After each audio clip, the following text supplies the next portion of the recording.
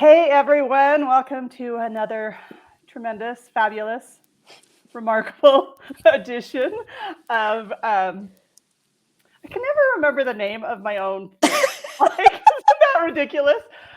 I even said this in my last one. I'm like, I don't even remember. So you would think I would write it down, but I didn't because I, I do I have a thumbnail picture thing that has the name on it, right? Yeah. I don't know. Anyway, so welcome for joining us. And we have today the one and only, the great, the marvelous, kind of like the show.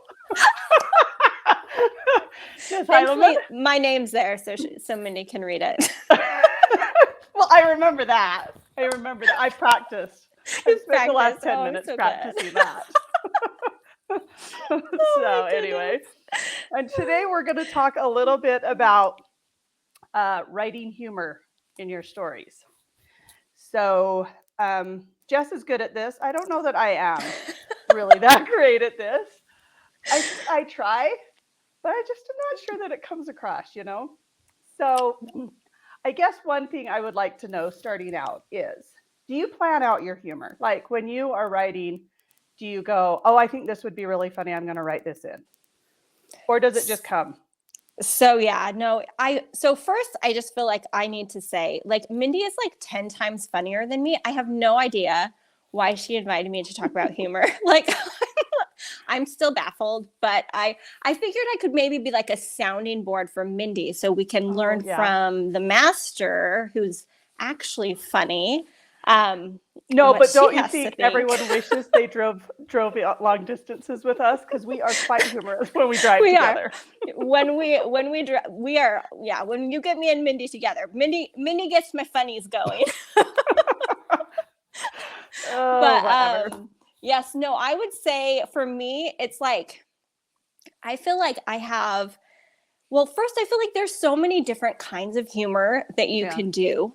And I feel like my kind of humor is kind of like that awkward funny humor, you know? So for instance, like my husband, like if we're watching Friends or like Modern Family or something, like he has to leave when like Ross comes in or when like Phil Dunphy comes in, because he is like cringing like internally, because like on their behalf, he's like, I can't watch this. Where me, I'm like, that is like my favorite kind of humor. Like, I love awkwardness. I love awkward humor. So I feel like, you know, every kind of humor, you know, and every kind of person's kind of different. Yeah. So like my humor definitely doesn't work with like across the board for everyone. But that being said, like I feel like I am a collector of awkward moments, like my own and other people's. And so I think sometimes mine outweigh the other people's, unfortunately. Yes. But I have so many of mine, but every once in a while I'll get a good one from someone else. I'll be like, ooh, that's gold right there. Yeah. So I feel like I kind of just have like that well of like all these awkward moments and you know, funny things that like could happen in fiction. And I just kind of like, as I'm writing, like, I'm like, oh my gosh, this would be really funny here, or things. But I know I don't plan out humor ever. Because are you a plotter? No, I'm a pantser. Okay. Yeah. So that would make sense. Yeah. I always start a book going, okay, I want this book to be so funny. And then like 4 chapters in, I'm like, oh my heck, we're like wallowing in this misery. What is up? Seriously, people. It's like they just are like, you think you're funny, but you're not. And I'm going to show you you're not. So, yeah. Yeah. So, you know. Yeah, I definitely like, I feel like when I'm writing too, like my stories and stuff come to me like almost like a movie in my head. Mm-hmm. And so sometimes like I would say my strength with humor, if I did have a strength, which I probably don't, but it would be the awkward funny. But like, I also like in my banter, I feel like that's always a place where humor is just so it's not only like wonderful and fun, but it's like key, like to have that like witty humor in there.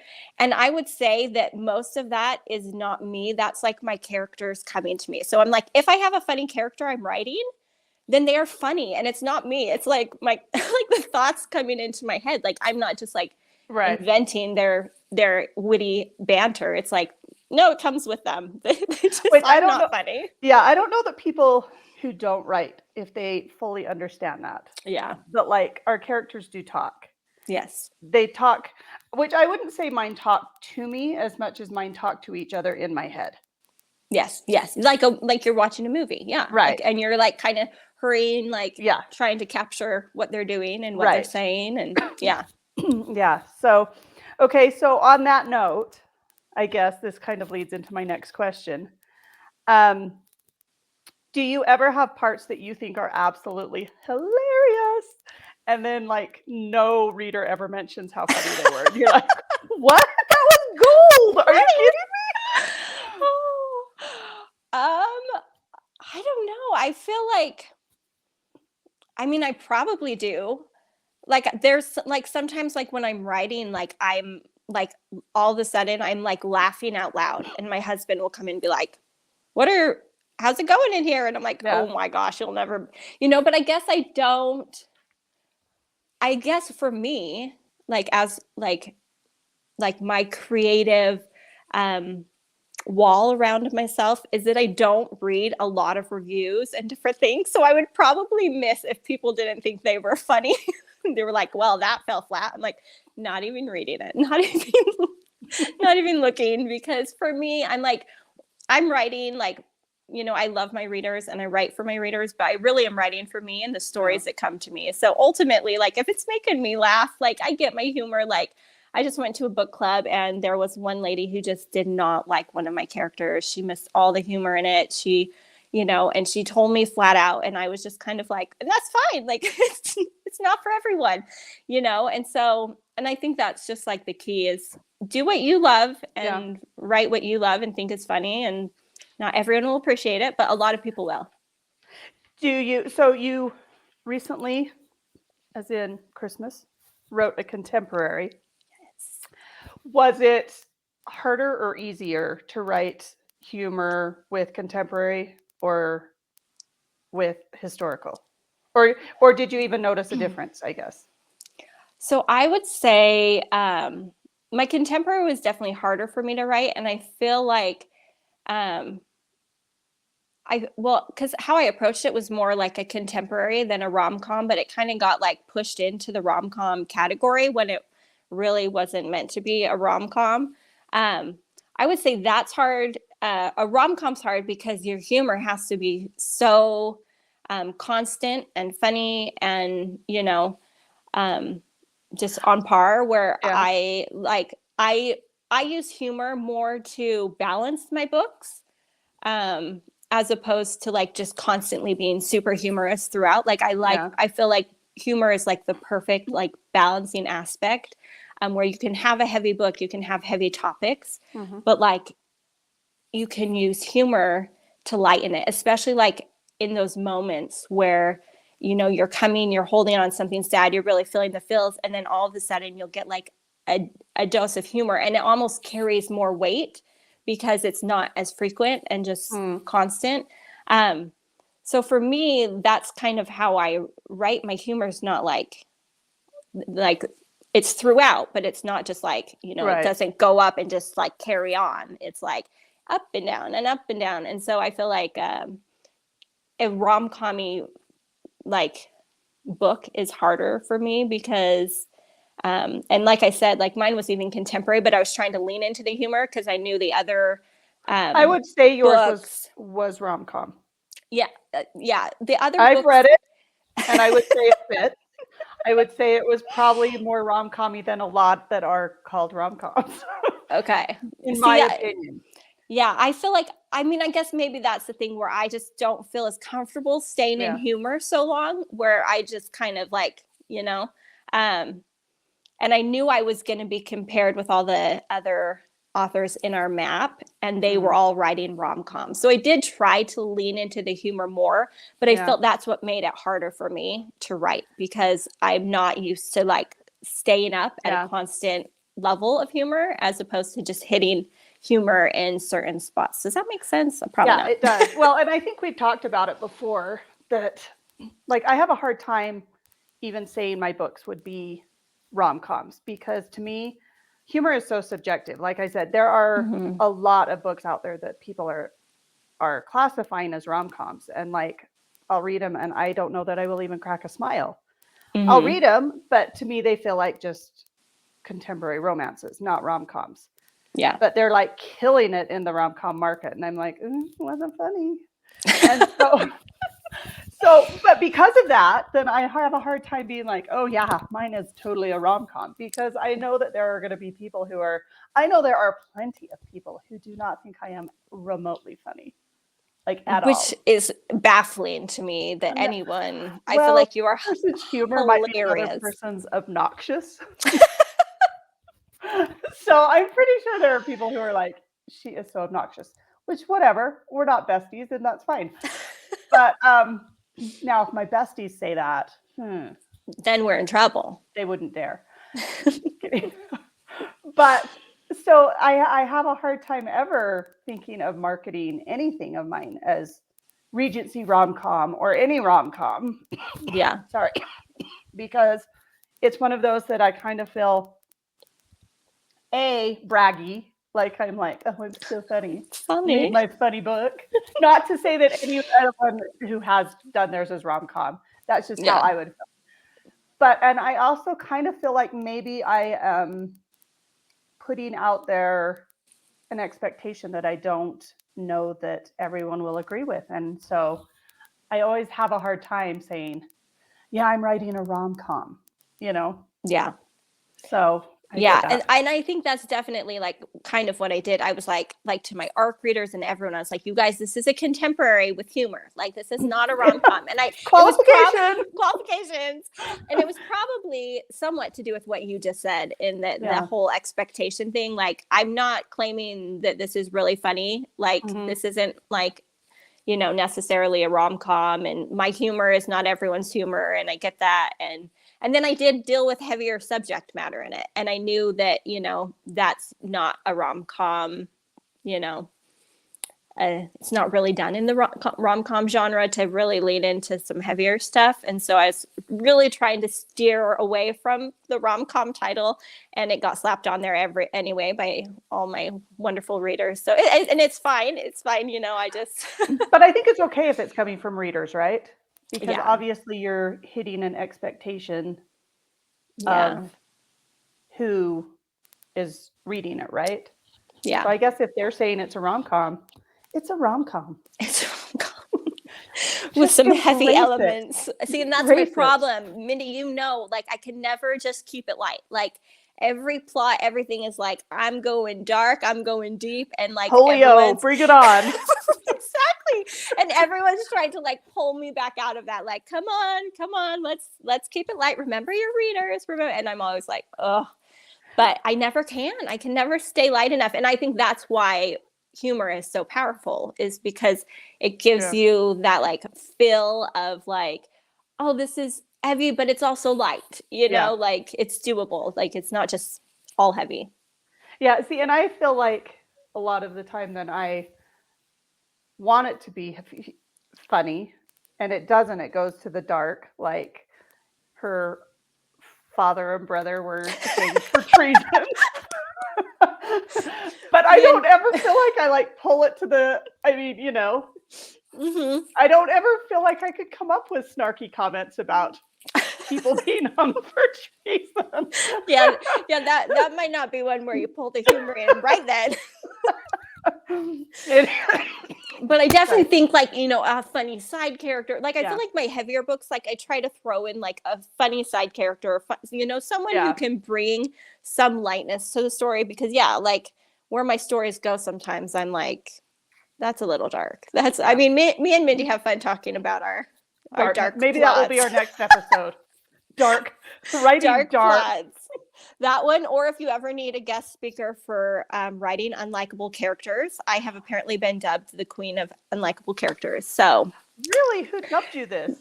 You might need to have it's a chat. kind of around. It's kind of known around. Really? I mean, I actually don't mind it. Like, it's fine. It's fine. Like, but apparently, yeah. I'm like, Well, oh, I like them all. be your princess then, because I have been told I have plenty of unlikable characters. So maybe that's why we laugh so much when we're together. Yeah, maybe we just relate to each other so well. We understand each other. Our humor is similar. Yes, well, and in fact, in this book I just released, someone was like, I didn't like the sister, but I think she's probably going to be a character in her own book. And I was like, you betcha she is. Oh, she definitely is. Even if I hadn't planned it like beforehand, now that you've said that comment, she is going to be the character of my next book. You just sealed your fate. No, I'm just kidding. Which, I think we always have to have some and really and truly, I didn't feel like she was that unlikable. I mean, she's the daughter of an earl. Yeah. They're going to be unlikable, right?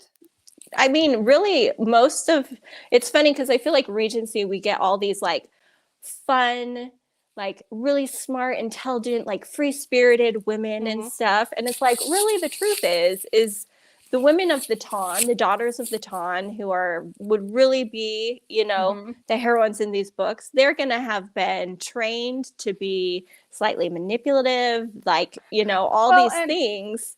And they wouldn't have been necessarily. I think a lot of the time we make our nobility and our upper class people far more caring and that than they probably really were. I mean, there was a class structure. Yes. And it would have been observed. So the chances that they would be like, thank you, please, thank you to their servants and, not demanding. Yeah. Is probably not super likely. Not likely at all.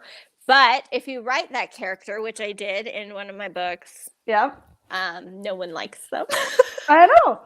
They're like, they're mean. And I'm like, they're not mean. They're just adhering to, the classes, like how they actually would have been, raised and brought up and different things. She didn't kidnap anyone or anything. She just was a bit snooty. Exactly. Yep. So now I have to redeem her. You're good at redemptions. You're good at redemptions. So no one likes girl redemptions. They don't. They don't appreciate them like they should. No, they like guy redemptions. Girl redemptions, no. So, oh well, right? At least I know this going in, so I can already brace myself for what's going to happen. Exactly. Oh, okay. So, what do you think is your funniest book? Is that like asking your favorite child? I mean, no, if you ask my favorite book, then I might have to be like, I don't know. Yeah. But I feel like my funniest, I don't know. I think humor is easier to do in historical, like it's more appreciated because it's not as common and stuff. So, unlike A Newport Christmas that, is a rom-com, and there's so many other funny books and so many. I think The Nabob's Daughter would be seen as probably my funniest book. I think because it's Regency, so humor is not quite as common in the Regency, and it was just like Honora, my main character, was so over the top and ridiculous, because she's pulling this charade and different things that it just like there was a lot to work with instead of Quinn. She's funny and has funny things happen to her, but she's just a person, right? Where I feel like Nora, you can really tap into the humor because you've put her in this situation where she's stuck and she's being ridiculous and she's over the top, almost cringy, sometimes definitely cringy, but like in a way that most readers still really love her. Not all. So do you I just had a question. Oh man, should have written it down. Okay, so that's your funniest. What's your least favorite funny, do you think? My least funny would probably be, I don't know. I don't think I put a lot of humor in either Abigail or A Well-Trained Lady. I mean, you have like bouts of humor, and in A Well-Trained Lady, I'd say you have a side character. Well, in both of them, you have like the humor comes mainly from side characters as opposed to the main characters, where the other two are the main characters or kind of bring the funny. Do you think that when you're writing humor, that sometimes it's harder to adhere to the social mores of the Regency time? Oh, definitely. I feel like Honora, like she comes, like her dad is a nabob. So she grew up in India, but she's been tutored her whole life, to be a lady. Right. So she knows all the rules and she knows exactly how to break them all. Right. So Mm-hmm. obviously that is where the humor comes in, is Right. her, not adhering to the social customs and norms that she's supposed to. And Right. so I would say, like, unless you have like a charade or a different thing, like it's hard to just like, you can't really have characters just breaking rules all over the place for no Right. reason. So This book that I just released, I think, would probably be what I would say is my most humorous book.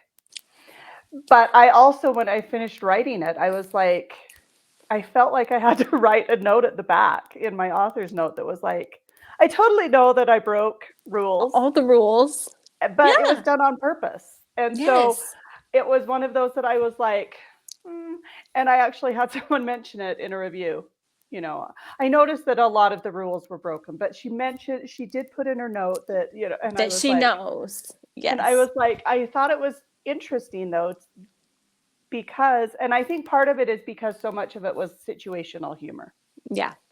That instead of just like the banter back and forth, it was that situational humor that can sometimes be compromising, I guess, which is why it's funny, is because it's compromising. And so anyway, I thought that was interesting, but I didn't know if that was just me.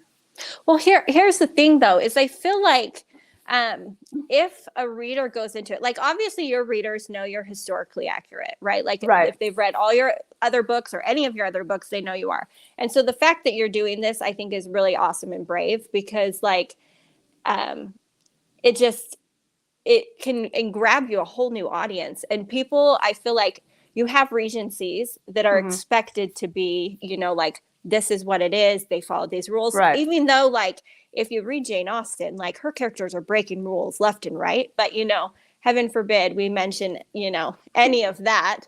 But you have this, like, structure. But if you present your book as like a rom-com regency, or like, a humorous regency, people are willing to like disband all belief. Yeah. They're like, okay, sure, this is perfect. A lot of the really funny regencies or Victorians books are completely historically incorrect. Right.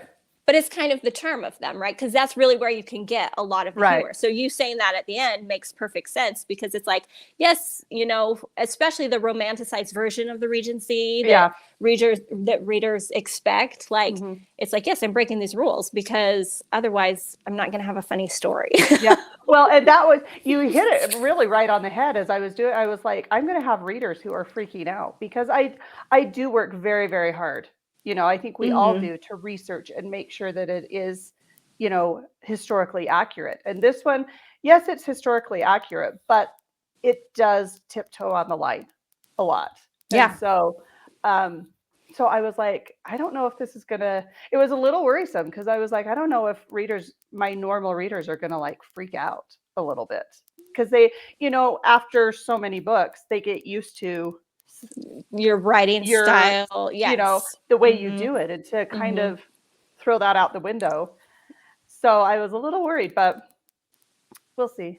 Oh, no, it's going to go fabulous. Your books are always fabulous. And so now I need to pick this one up. I was just like, when you released it the other day, I was like, oh my gosh, Mindy's book is out. So now I have it on my Kindle and I need to go read it, because I will never pass up an opportunity to read a Mindy Strunk book. You're so kind. But you really don't have to. I'm always like cringe when people I know read my books. Really? Oh, so do I. Sure? Yeah, no, that's me too. I'm like, just don't tell me you read it. Please don't, though. Not for real. So, okay. Anything else you want to talk about with humor? No, I mean, I feel like I'm really not like a well of knowledge on the subject. Well, this isn't really You meant got to what I'm be there. like straightforward. This is an opinion, Yes. an Yes. opinion chat. I would say just like I feel like there is like potential for humor like all around us. And often like we get Mhm. ourselves in those situations, kind of like I talked about, like, my well of awkward Yes. moments and different things. And I think that so often we are prone as humans to like, oh my gosh, that didn't happen to me, and we like block it. Like I am all about embracing our awkward. Like Yeah. it makes life so much more fun, and it just like it gives you so much material for all the things. Like right now, for instance, like I just got put braces put on, and but I got them put on because I'm getting my mouth expanded as opposed to like straightening my teeth. Right. And it's really funny because as I'm expanding my mouth, I'm getting these big gaps in my teeth. And so now as I'm talking to people, I can see their eyes constantly like dropping to my mouth as we're talking. And I think like in my head, I know what they're thinking. They're thinking like, do you understand why people get braces? Like your teeth are looking so much worse than they ever did, right? Like and they're like, I think she needs a new orthodontist or something. And it's so funny because instead of like, constantly like saying something or explaining, I just like to bask in like the awkwardness of it. And I like to just like think in my head, like, how could I put this into Yeah. a story? How could I, instead of like correcting them or Yeah. saying anything, I'm just like, yes, look at the big gaps in my teeth now. Like they are awkward and it's funny, right? Like and Yeah. a lot of people I feel like, or like for instance, like I grew up with a speech impediment. I had a really bad lisp. I was in like So was speech. I.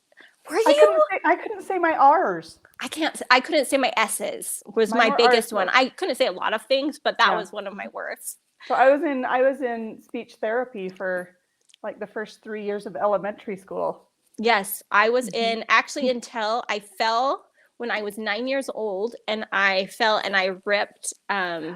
the flange thing, but Mhm. and my lisp went away. So I had a lip tie, and they never knew, like my parents never knew, and it was preventing me from saying a lot of my sounds. But regardless, like I have like PTSD from like people being like, what are you saying?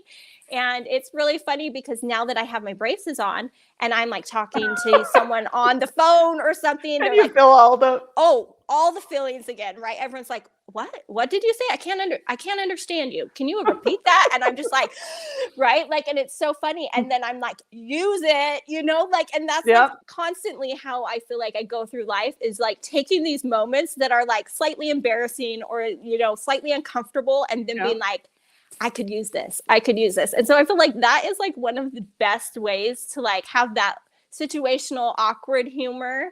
Yeah. Because like I feel like I said, my banter and stuff where I get a little humor from is my characters. Like that's not me. Yeah. But so that's the one like thing of advice, like just embrace awkward. Like it is more fun, and it just gives you this fun well to pull things from when you're like, okay, now let me see how I Yeah. could make this worse for my character, right? And like little neuroses, which Yes. I have a well of those. So, you know, my little Exactly. odd little quirks that my husband Oh is like, yes. seriously?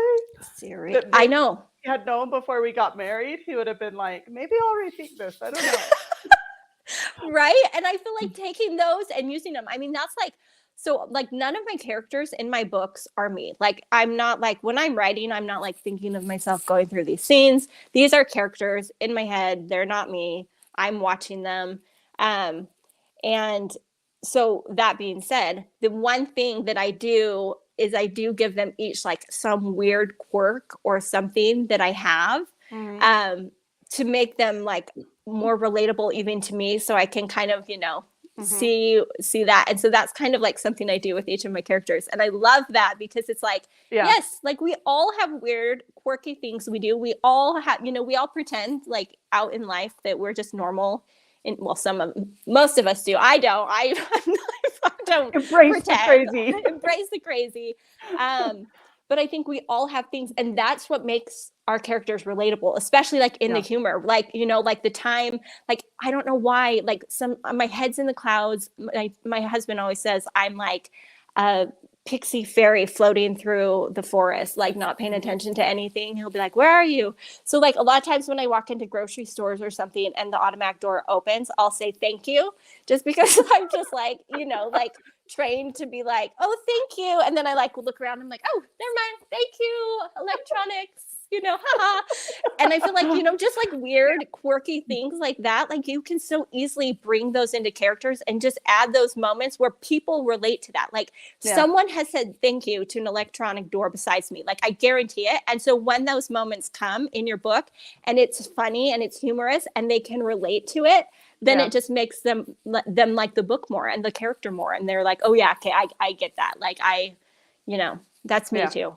Yeah. Well, it's like when I was reading your Christmas book, I was like, oh my head, because I am like, my husband is always like, should we check for Larry Leprechaun? Because I'm always like, when we lived in Arizona, then we were getting ready to move back to Utah, or he was out of town. I don't remember. Anyway, and it was we were having huge winds while he was gone, and he would call and I'd be like, I swear it sounded like someone had a screwdriver and they were trying to open the sliding glass door last night. And he was like, you have got to be kidding me. He's like, I'm sure it's fine. It's nothing. Set the alarm. I'm like, I did set the alarm. I'm not an idiot. And he's like, it'll be fine. It'll be fine. And so I was like, whatever.